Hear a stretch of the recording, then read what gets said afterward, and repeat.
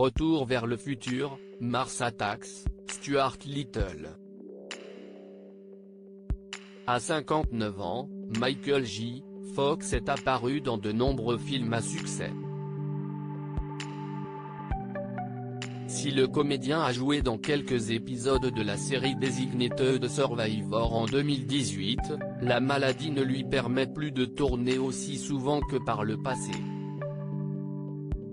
En 1991, CST après s'être aperçu qu'il était victime de tremblements incontrôlés que Michael J. Fox a appris être atteint de la maladie de Parkinson. 7 ans plus tard, le comédien annonçait publiquement sa maladie et se retirait de la série à succès Spin City, afin de se concentrer sur sa santé. Engagé, la star fondait alors en 2000 la fondation Michael J. Fox pour la recherche sur la maladie de Parkinson. Proche de ses fans, le comédien avait par la suite écrit une autobiographie, Lucky Man, afin de relater son expérience face à la maladie. Alors que le comédien sortira le 17 novembre prochain ses mémoires, intitulées No Timeline Future, CST lors d'un entretien accordé au magazine américain People qu'il a donné de ses nouvelles, ma mémoire à court terme est ruinée. J'ai toujours été bon pour mémoriser et apprendre mes dialogues. Et j'ai connu des situations extrêmement difficiles avec mes derniers petits boulots qui étaient vraiment des rôles avec beaucoup de mots. J'ai vraiment dû lutter pour les faire. Hélas, la liste ne s'arrête pas là.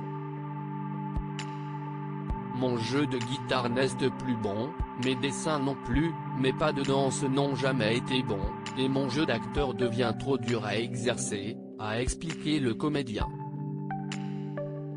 Avant d'ajouter, alors je ne viens à l'écriture et heureusement j'adore ça.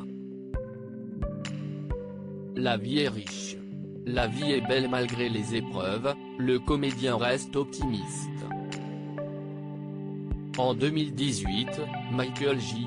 Fox avait touché le fond alors qu'il avait dû se faire opérer pour retirer une tumeur sur sa colonne vertébrale.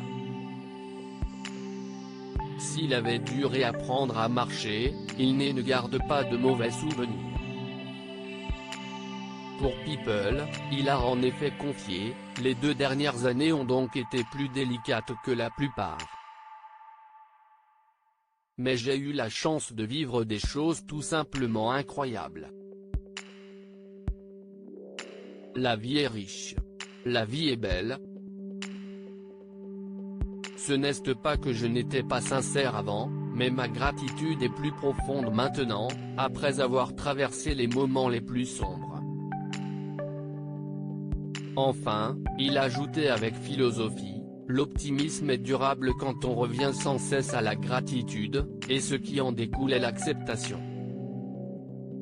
Acceptez que cette chose est arrivée, et vous l'acceptez pour ce qu'elle est. Cela ne veut pas dire que vous ne pouvez pas vous efforcer de changer.